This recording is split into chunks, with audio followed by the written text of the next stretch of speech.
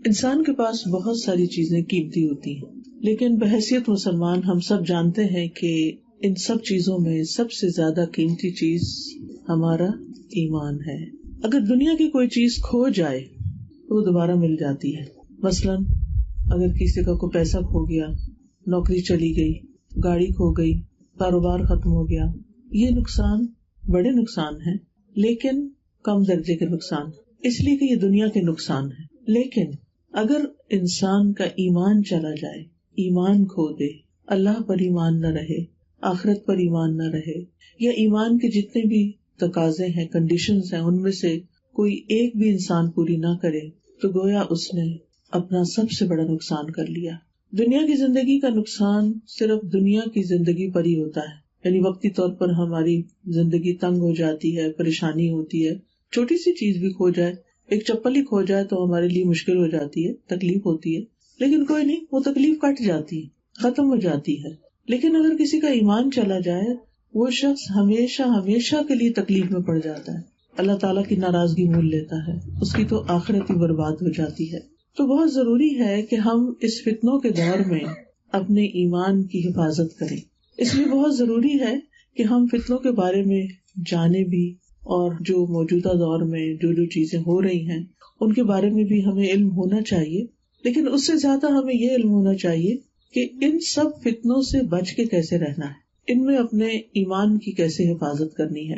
ابھی آپ لوگ صبح شام کی دعائیں پڑھ رہے تھے، تو اس میں نبی صلی اللہ علیہ وسلم نے ہمیں ایک دعا پڑھنے کے لیے کہا ہے، اللہم انی اسألک العفو والعافیۃ فی دینی و دنیایا و اہلی و مالی۔ اے اللہ، میں تجھ سے معافی اور عافیت کا طلبگار ہوں اپنے دین اور دنیا میں، اور اپنے اہل و عیال میں اور مال میں۔ تو آپ دیکھیں اس میں دین، دنیا، اہل اور مال، 4 چیزوں کا ذکر ہوا ہے۔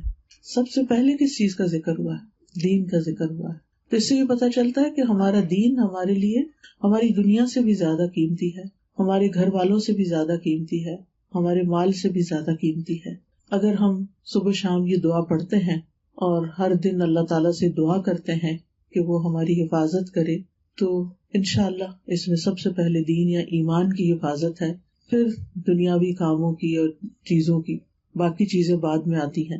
بات یہ ہے کہ برائی ہر دور میں رہی ہے، کرپشن ہر دور میں رہی ہے، خرابیاں ہر دور میں ہوتی رہی ہیں، قتل و غارت بھی ہر دور میں رہی ہے۔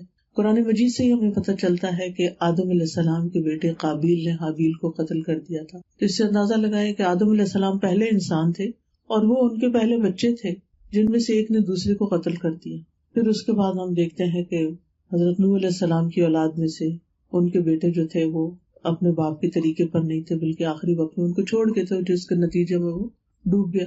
پھر اسی طرح ہم بعد میں دیکھتے ہیں کہ یعقوب علیہ السلام کی اولاد میں، جن میں سے حضرت یوسف علیہ السلام بھی تھے، تو ان کے جو باقی بھائی تھے 11، ان میں سے کچھ نے، ایک تو بنیامین اپنے ہی بھائی تھے ان کے، اور باقی بھائیوں نے کس طرح ان کے خلاف پلاٹنگ کی اور کس طرح ان کو کنویں میں جا پھینکا، اور پھر کس طرح ان کی زندگی میں مشکلات آئیں۔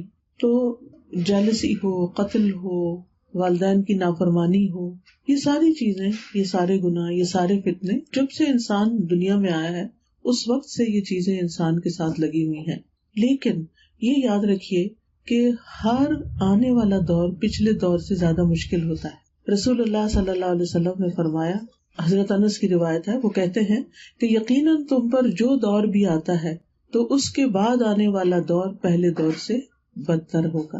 یہاں نبی صلی اللہ علیہ وسلم نے ایک حقیقت بیان کی، پھر صحابہ کو سکھایا، انہوں نے ان باتوں کو یاد کر لیا اور پھر نسل در نسل آگے پہنچایا، یہاں تک کہ یہ بات ہم تک پہنچی، اور آج میں آپ سے شیئر کر رہی ہوں کیا کہ ہمارے رسول نے ہمیں کیا بتایا کہ ہر آنے والا دور جو ہے وہ پچھلے دور سے زیادہ مشکل ہوگا۔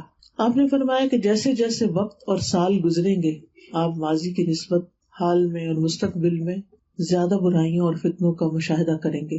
اگر ہم دیکھیں کہ ہمارے بچپن کے جو حالات تھے، ان میں جو مشکلات تھیں، آج کے بچوں کے چیلنجز اور مشکلات ان سے کئی گنا زیادہ بڑھ چکی ہیں۔ آج آپ دیکھیں کہ اسکولوں میں وہ پڑھنے کے لیے جاتے ہیں، میتھس اور انگلش سیکھنے کے لیے جاتے ہیں، لیکن اس کے ساتھ ان کو کیا کچھ سکھایا جا رہا ہے، اور سب سے بڑھ کر یہ کہ ان کے لیے اپنے ایمان کو بچانا مشکل ہو گیا ہے۔ کتنے ہی بچے جو دین پر ہوتے ہیں جو ہی یونیورسٹی جاتے ہیں، جو ہی ان کو تھوڑا سا دنیا کا ایکسپوجر ہوتا ہے تو ماحول اور معاشرے کا ایسا اثر ہوتا ہے کہ بعض اوقات وہ اپنے ہی دین کو کوشچن کرنے لگتے ہیں اور اللہ سبحانہ تعالیٰ کی ذات پر شک کرنے لگتے ہیں، قرآن کے بارے میں شک کرنے لگتے ہیں اور اپنا ایمان کھو دیتے ہیں. یعنی جس تیزی کے ساتھ اس وقت یہ فتنہ پھیل رہا ہے، بچپن میں شاید ہم نے اس کا کبھی نام ہی نہیں سنا ہوگا، کیونکہ کوئی بڑا بھائی یا کوئی ماموں یا چچا یا خالو وہ جو ہے وہ انہوں نے دین ہی چھوڑ دیا ہے یا دین سے ہی باہر نکل گئے ہیں یا اپنا ایمان ہی کھو دیا ہے. دور پار دور دور ایسی باتیں پتہ چلتی تھی، لیکن اتنا عام نہیں تھا کہ جتنا آج کے دور میں عام ہو گیا ہے.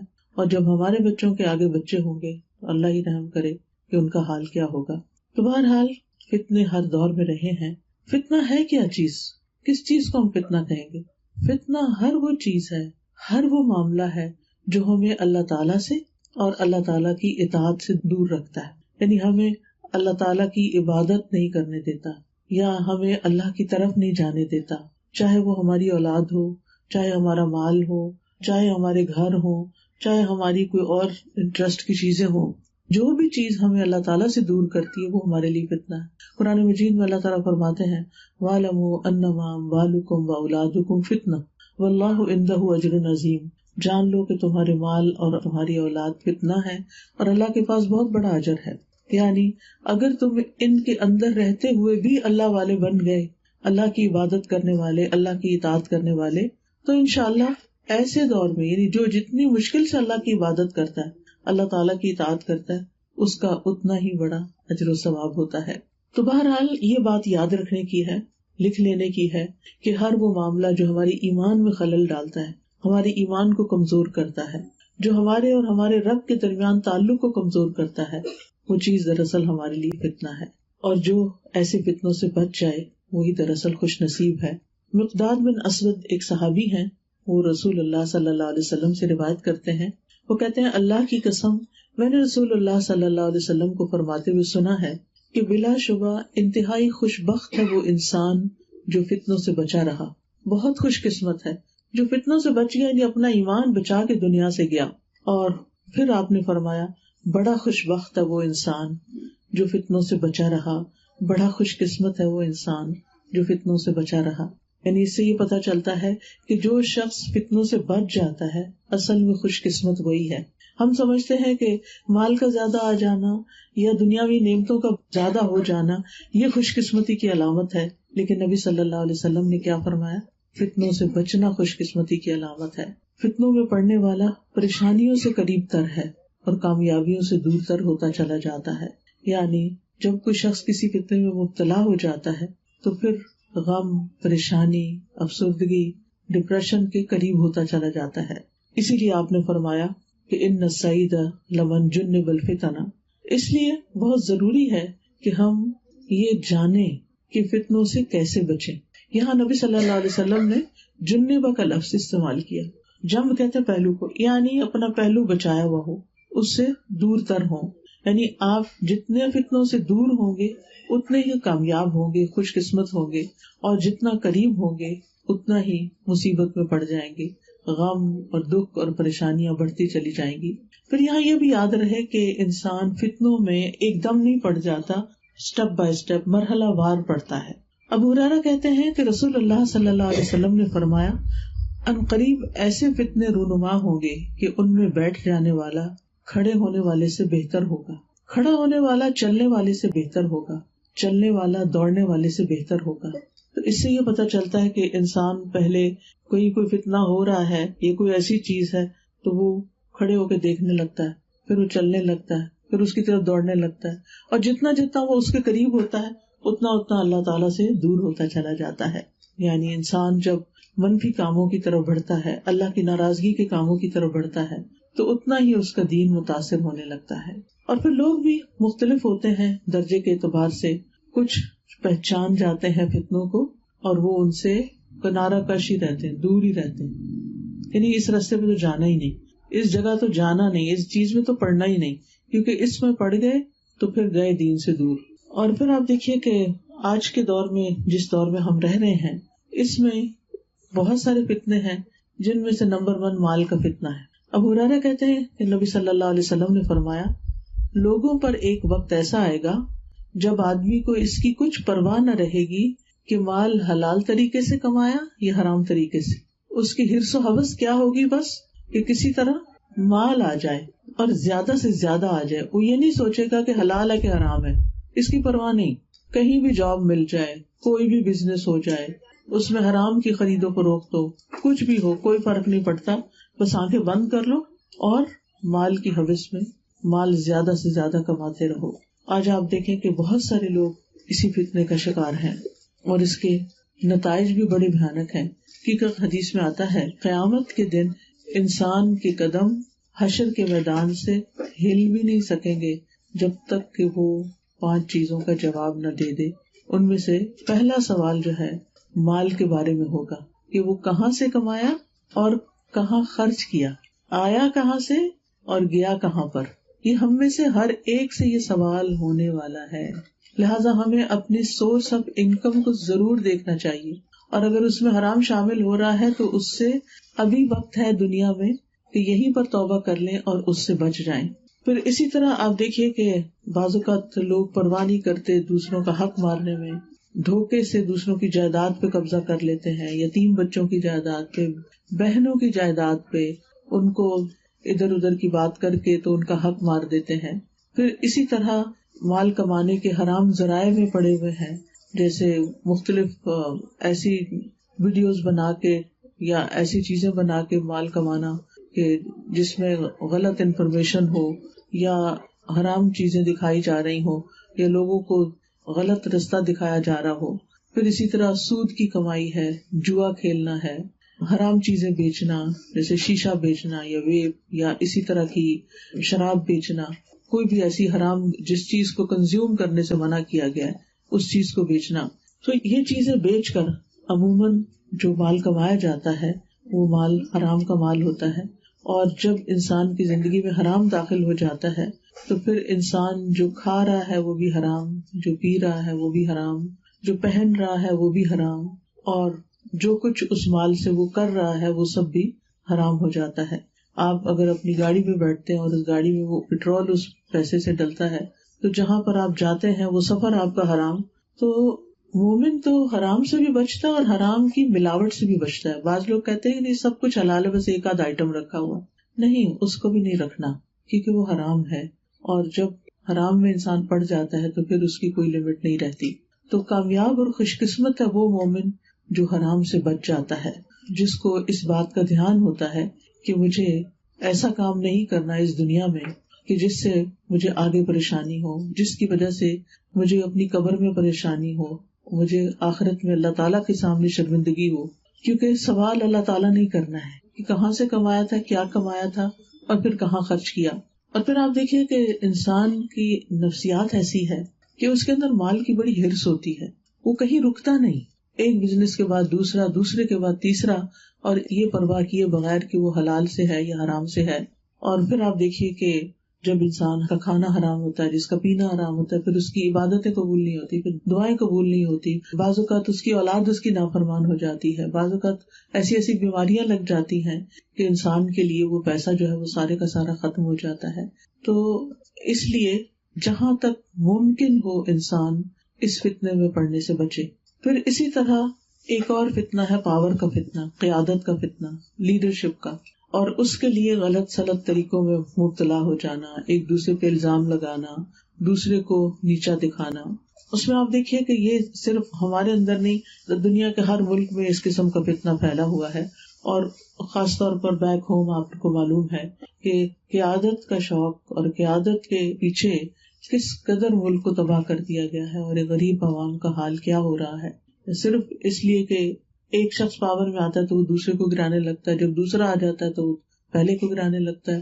یعنی بجائے اس کے کہ جو بھی پاور میں ہے وہ عوام کی بھلائی کے لیے کوئی کام کرے یا ان کی خدمت کرے. کیونکہ حدیث میں آتا ہے سید القوم خادمہم، کہ قوم کا جو سردار ہوتا ہے وہ ان کا خادم ہوتا ہے. یعنی کسی بھی انسان کو جب کسی کام کے لیے سلیکٹ کر لیا جاتا ہے، ایک چھوٹی سی بھی آرگنائزیشن کے لیے یا کسی حکومت کے لیے، تو پھر اس کا کام یہ ہوتا ہے کہ وہ لوگوں کی بھلائی کے کام کرے، لوگوں کو سرو کرے. لیکن افسوس کے ساتھ کہنا پڑتا ہے کہ بہت سے لوگوں کا صرف یہ شوق ہوتا ہے کہ وہ بڑے بن جائیں، کنٹرول کریں لوگوں کو، پاور کا نشہ ہوتا ہے ان کو، لیکن جن کے ذمہ دار وہ بنائے جاتے ہیں ان کی فلاح و بہبود کے کام نہیں ہوتے. شیطان نے اس فتنے کو بھی بہت خوشنما بنا کے لوگوں کو اس میں مبتلا کر دیا ہے. اور پھر آپ دیکھیے کہ اس میں سوشل میڈیا جو ہے اس کی وجہ سے بہت سی خرابیاں پھیل رہی ہیں. پہلے آپ دیکھیں کہ جب انسان یعنی کوئی بڑا بننا چاہتا تھا، کوئی لیڈر بننا چاہتا تھا تو اس کو محنت کرنی پڑتی تھی، پڑھنا پڑتا تھا.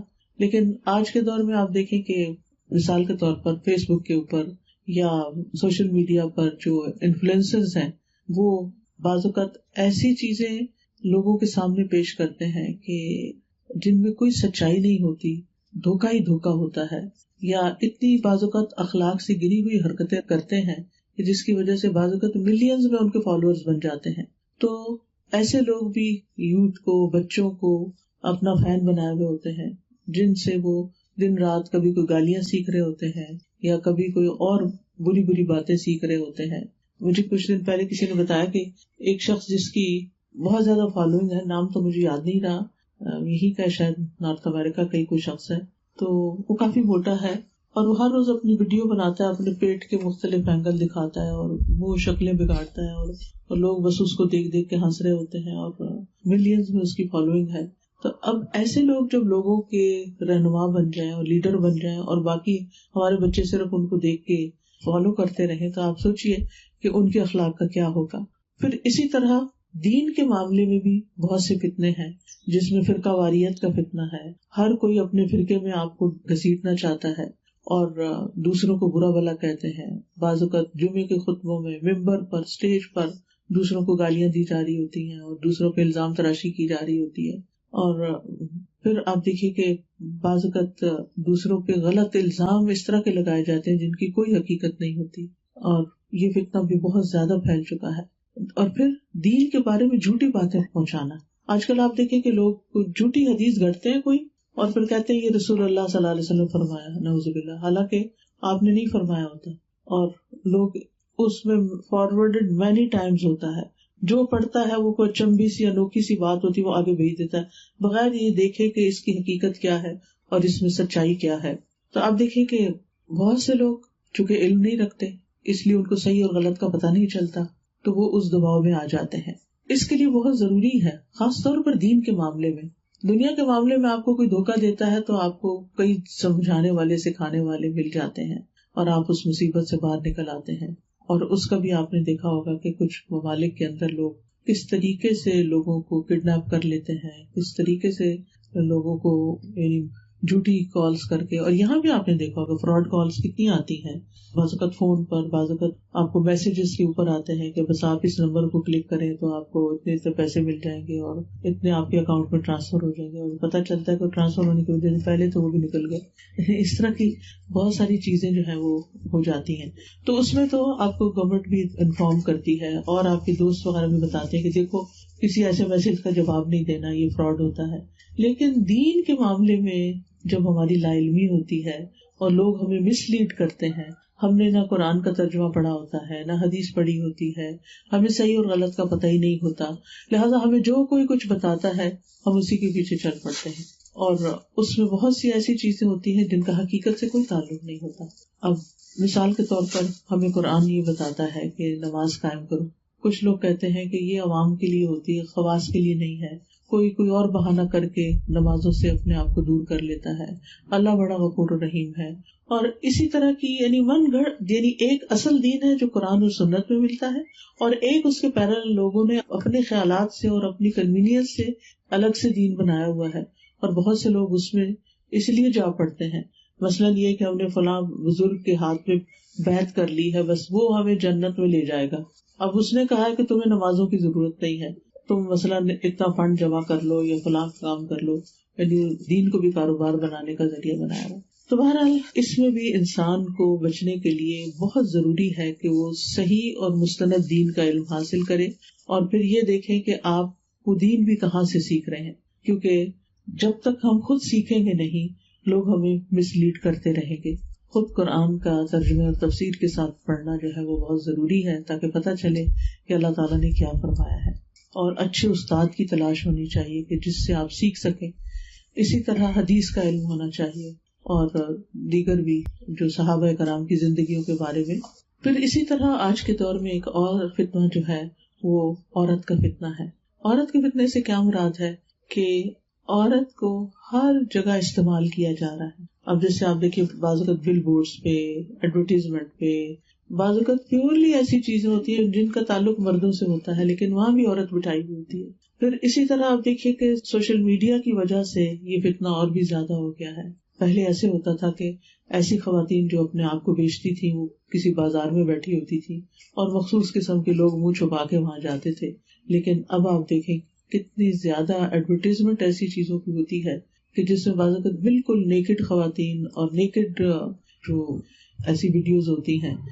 تو پچھلے دنوں ایک خاتون نے ذکر کیا کہ ان کی یعنی کہ شادی ہوئی، ہسبینڈ اچھے بھلے تھے لیکن پھر ان کو فحش اور ننگی فلمیں دیکھنے کا شوق لگ گیا. اب وہ کیا ہوتا ہے کہ جب اول تو رات کو دیر سے آتے ہیں اور جب آتے ہیں تو بس وہ منہ موڑ کے میرے سے اور اپنے فون کے اوپر صرف ایسی فضول ویڈیوز دیکھتے رہتے ہیں، ننگی عورتیں اور فحش لباس، اور پھر دیکھتے دیکھتے جب نیند آتی ہے تو موبائل رکھ کے سو جاتے ہیں. نہ اللہ کا ذکر، نہ بیوی کا حق، نہ بچوں کی خبر، نہ کسی اور چیز کی. تو اس کی بھی ایک ایڈکشن ہوتی ہے اور یہ ایک بہت بڑا فتنہ بن گیا ہے کیونکہ اس میں بھی پیچھے پیسہ انوالو ہے. اللہ تعالیٰ نے کیا مردوں کو حکم دیا ہے، قُل لِّلْمُؤْمِنِينَ يَغُضُّوا مِنْ أَبْصَارِهِمْ وَيَحْفَظُوا فُرُوجَهُمْ وَذَلِكَ أَزْكَىٰ لَهُمْ إِنَّ اللَّهَ خَبِيرٌ بِمَا يَصْنَعُونَ. مومن مردوں سے کہہ دیجئے کہ وہ اپنی نگاہیں پست رکھے، یعنی عورتوں کو اس طرح نہ دیکھے اور اپنی شرمگاہوں کی حفاظت کریں، یہ ان کے لیے زیادہ پاکیزہ ہے. بے شک جو وہ کرتے ہیں اللہ اس کی خوب خبر رکھنے والا ہے. یعنی جو بھی اپنے بیڈ روم میں یا گھر کے اندر یا گھر کے باہر یا کہیں اور جا کے کوئی بھی غلط کام وہ کرتے ہیں تو اللہ سبحانہ وتعالیٰ ان کو دیکھ رہا ہے. پھر اسی طرح آپ دیکھیے کہ عام لوگ اگر فحش چیزیں نہیں بھی دیکھتے تو فون پہ اسکرولنگ، ہر وقت کچھ نہ کچھ اسکرول کر رہے ہیں، دیکھ رہے ہیں. بعض اوقات آپ دیکھیے کہ کچھ چیزیں تو ضرورت ہوتی ہیں ہمیں امیزون سے لینے کی، لیکن بعض اوقات ضرورت نہیں بھی تو صرف یہ دیکھتے رہتے ہیں اور کیا کیا آ چکا ہے. حالانکہ اچھی بڑی زندگی گزر رہی ہوتی ہے، جو ہمارے پاس یوٹینسلز ہیں، جو ہمارے گھر کی چیزیں ہیں ان سے کام چل رہا ہوتا ہے. ایسا نہیں کہ ہمیں کوئی اور بہت سی، ہاں اگر حقیقی ضرورت ہے تو وہ انسان جا کے جو چیز چاہیے وہیں پر جائے اور جا کے وہاں سے لے کر آ جائے. لیکن ابھی ایک ریسنٹلی ایک اسٹڈی ہوئی ہے جس کے مطابق ایک ایوریج انسان دن میں 90 میٹر اسکرول کرتا ہے. 90 میٹر یعنی فون کے اوپر اپنی مختلف چیزوں کو دیکھتا چلا جاتا ہے. اب یہ 90 میٹر اگر آپ قرآن پڑھیں یعنی صفحات کو 90 میٹر میں، تو آپ تو دن کا ایک قرآن ختم کر دیں. لیکن کتنے لوگ ہیں کہ جو قرآن پڑھنے کے لیے، تلاوت کرنے کے لیے ان کے پاس وقت ہی نہیں. وقت کیوں نہیں ہے؟ کیونکہ وقت کچھ اور چیزیں پڑھنے میں اور دیکھنے میں ہر وقت گزر رہا ہے. لیکن انسان یہ بھول جاتا ہے کہ جب بھی انسان ایک حرام چیز کو دیکھتا ہے، غلط چیز کو دیکھتا ہے تو اس کے دل پہ ایک سیاہ نقطہ لگ جاتا ہے. اور اگر وہ انسان استغفار نہیں کرتا، توبہ نہیں کرتا، اللہ سے معافی نہیں مانگتا تو وہ پھر ایک اور گناہ کرتا ہے تو وہ پھر ایک اور نقطہ لگ جاتا ہے اور پھر وہ آہستہ آہستہ دل سیاہ ہونے لگتا. جب دل سیاہ ہو جاتا ہے تو یہ ایسا ہی ہے جیسے کسی عضو کو جسم کے پورے کینسر نے پوری طرح گھیر لیا ہو اور پھر بچنے کی کوئی امید نہ ہو اور کوئی دوائی اس پہ کارگر نہ ہو.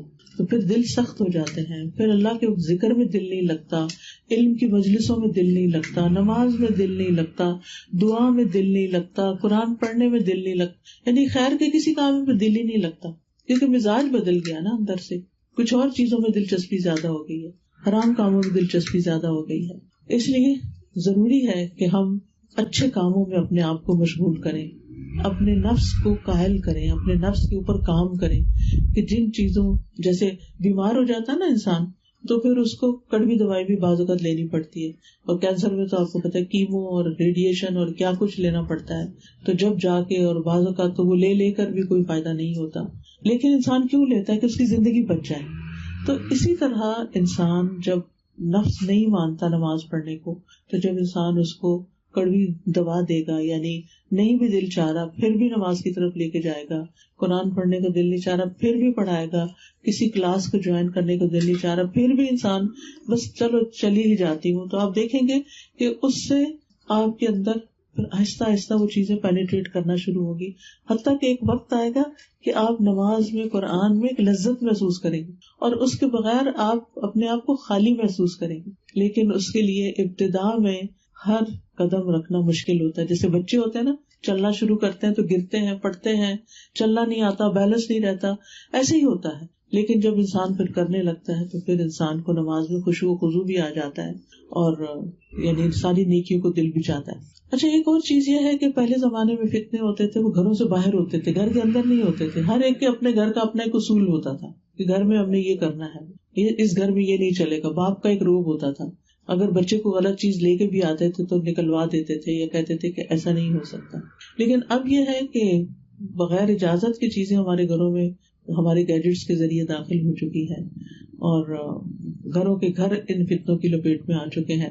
اور بعض اوقات بعض بچے جو ہیں پڑھائی سے منہ موڑ جاتے ہیں، اچھے بھلے ذہین، بہت کچھ کر سکتے ہیں، لیکن ان چیزوں کے اندر پڑھ کے اپنا قیمتی وقت ضائع کر دیتے ہیں.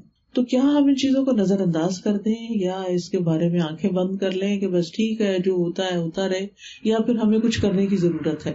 بات یہ کہ ہم نے یہاں اس دنیا میں ہمیشہ تو رہنا نہیں. آپ میں سے میرا نہیں خیال کہ کوئی بھی ایک اس بات کا دعویٰ کرے کہ ہم نے یہاں رہنا ہے. جب جانا ہے تو پھر سوچنا ہے کہ کہاں جانا ہے. یہاں کے بعد تو اگلی منزل قبر ہی ہے نا. تب آپ سوچیے کہ قبر تنہائی کا گھر ہے، قبر کیڑوں کا گھر ہے. قبر کی رات کیسی ہوگی کہ جس میں بالکل اندھیرا اور اکیلے اور بالکل ویرانے میں، چاہے گھر کے اندر بھی کوئی قبر بنا لے تو تب بھی اکیلا تو زمین کے اندر ہے نا. آج ہم زمین کے اوپر ہیں، کل ہم زمین کے اندر ہوں گے، جس سے کوئی فرار ہی نہیں ہے نا. جب موت آتی ہے تو ہم میں سے کوئی سرکشی نہیں کرتا، میں نہیں مرنا چاہتا، جاؤ تم یہاں سے. آج اگر ہمیں کوئی کہے کہ چلو قرآن پڑھتے ہیں تو ہم بچے کو اگر آپ کہیں تو وہ ایک دم نہ کر دیتے، نہیں ہمارے پاس ٹائم نہیں ہے، آپ ہر وقت ہمارے پیچھے نہ پڑے، آپ روز روز یہ باتیں نہ کیا کریں. لیکن جب موت آتی ہے تو کوئی بھی آگے سے کچھ نہیں کر سکتا. بڑے سے بڑے جوان کو اور بڑے سے بڑے انسان کو موت ایسے اس کے اوپر اوور پاور کر جاتی ہے کہ وہ آگے سے کوئی کھسک بھی نہیں سکتا. پھر انسان کی روح جب چلی جاتی ہے تو پھر اس کے بعد تو زمین ہی اس کو سنبھالتی ہے، زمین میں اس کو دبایا جاتا ہے. تو اس زمین میں ہم نے جانا ہے. پھر اس کے بعد ایک دن اٹھنا بھی ہے، یہ بھی ہمارے ایمان کا حصہ ہے. قیامت آنی ہے اور ہم نے اٹھنا ہے، اور پھر اٹھنے کے بعد ہم نے اپنے اعمال کا حساب دینا ہے، ہم نے اللہ کو جواب دینا ہے. کیا ہم وہاں کہہ سکتے تھے کہ نہیں مجھے نہیں فرصت ملی کہ میں دیکھوں کہ بچے کیا کر رہے ہیں، مجھے نہیں وقت ملا کہ میں آپ کی کتاب پڑھتی؟ کیا ایسی باتوں سے گزارا ہو جائے گا؟ کوئی بہانہ اور عذر چلے گا؟ نہیں. سب سے پہلا سوال کس چیز کا ہوگا؟ نماز کا ہوگا. اور اگر ہم دنیا میں نماز سے غافل ہوں یا تاخیر کر کر کے پڑھیں یا پڑھیں ہی نہ، تو آپ سوچئے کہ پھر وہاں کیا جواب دیں گے، وہاں کہاں سے لائیں گے؟ کیا کوئی بہن بھائی کام آئے گا؟ کیا کوئی رشتے دار، کوئی دوست، کوئی مال و دولت، کوئی ڈگری، کوئی اسٹیٹس، کوئی دنیاوی محلات، کوئی چیز بھی کام نہیں آئے گی، کوئی بھی ساتھ نہیں دے گا.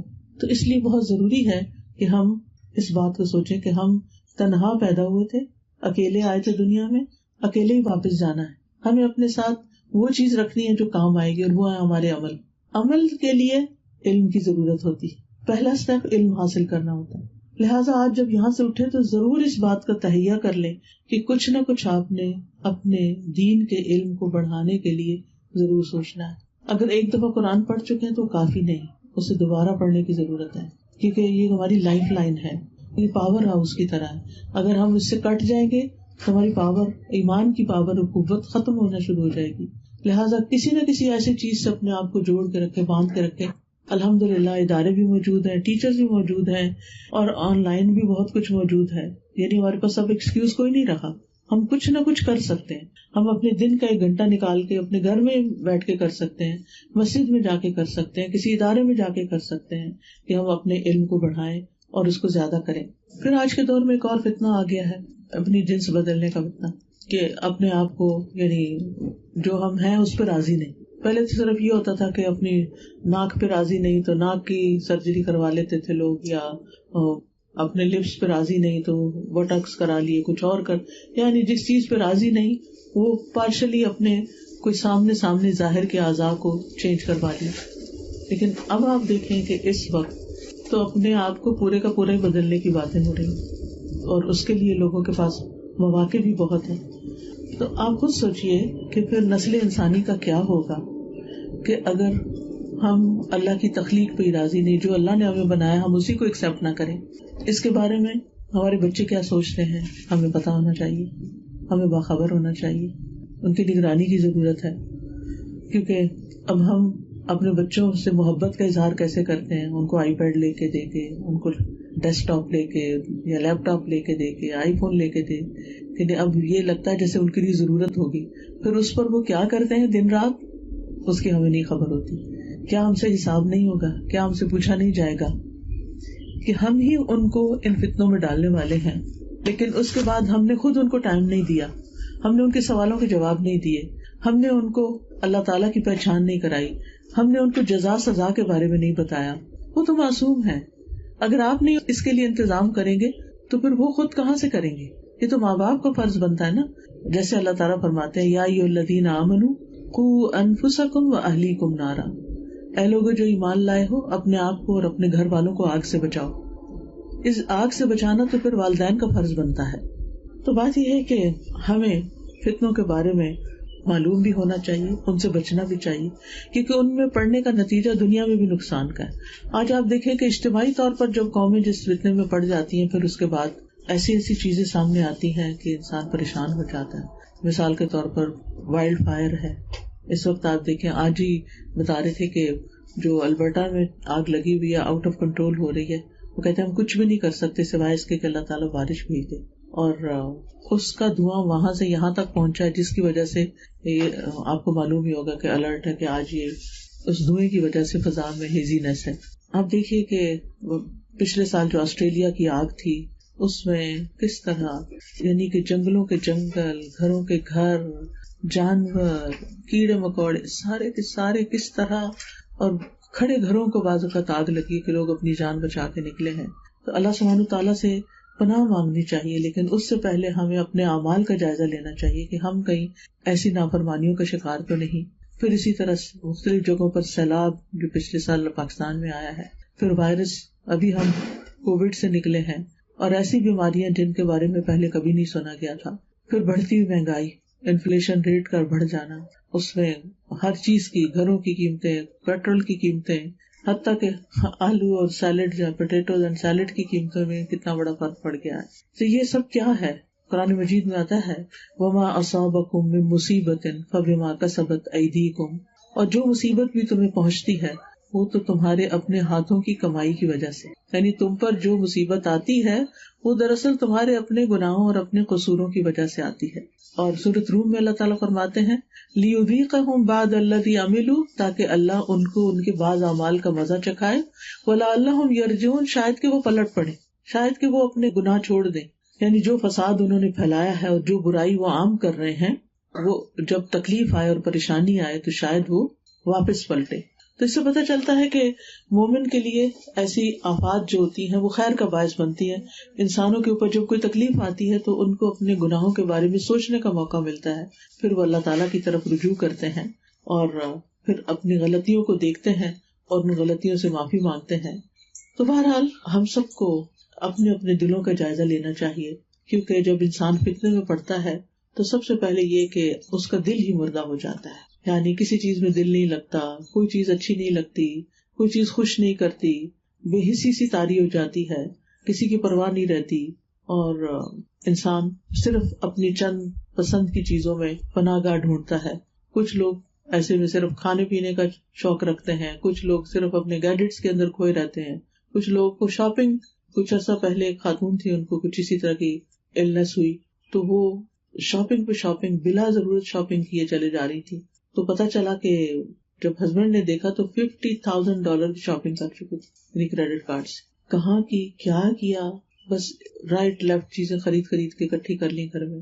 تو یعنی کہ کیوں؟ تاکہ ان کو شاپنگ سے خوشی ہوتی تھی. یعنی کچھ لوگ ہوتے ہیں نا، ان کو نشہ کر کے ہوتی ہے، تو یہ بھی ایک ایڈکشن بن جاتی. تو اس طرح کی بہت ساری خرابیاں انسان کے اندر پیدا ہو جاتی ہیں جب انسان کا دل مردہ ہوتا ہے. اور اس کی علامت کیا ہوتی ہے؟ حدیث میں آتا ہے جو نہ کسی نیکی کو پہچانے گا نہ کسی برائی سے انکار کرے گا سوائے اس بات کے جس کی خواہش سے وہ لبریز ہوگا. بس نہ ہی نیکی کو پہچانے گا اور نیکی کا کام نہیں کرنا چاہے گا، اور نہ برائی کو پہچانے گا کہ برائی کا انکار کرے، بس صرف وہ بات کرے گا، یہ وہاں جائے گا جو اس کے اندر خواہش ہوگی کہ بس یہ چاہیے مجھے.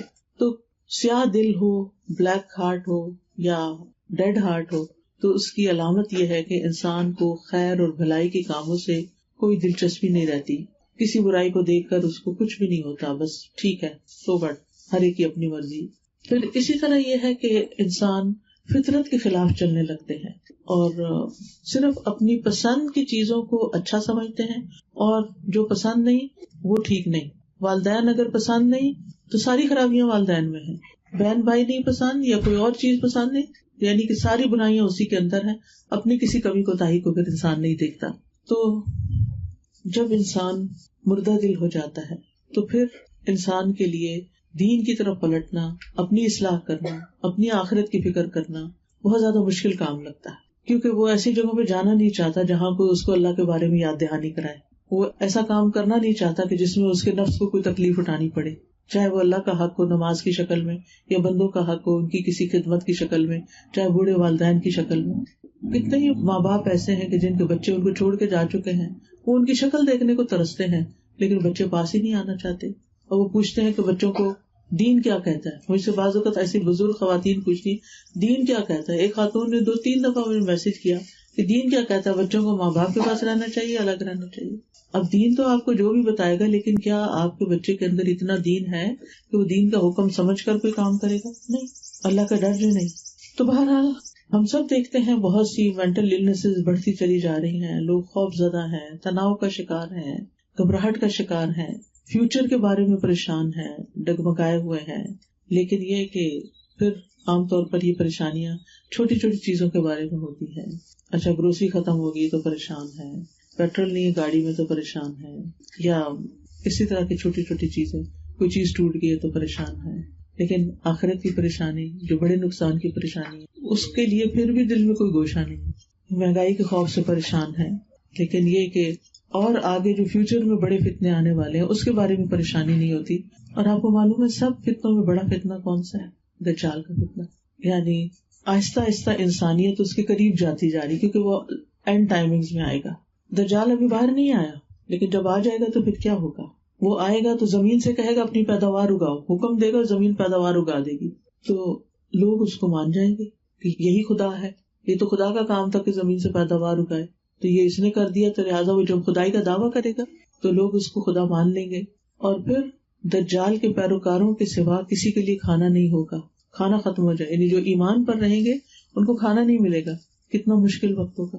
مومنین پریشان ہو گئے یہ سن کے، تو انہوں نے نبی صلی اللہ علیہ وسلم سے پوچھا فما طعام المؤمنین یومئذ، اس زمانے میں مومنوں کا کھانا کیا ہوگا، کیسے زندہ رہیں گے؟ تو آپ نے فرمایا ما یجزی الملائکہ، جو چیز فرشتوں کو کفایت کرتی ہے، یعنی تسبیح، تکبیر، تحمید، تحلیل.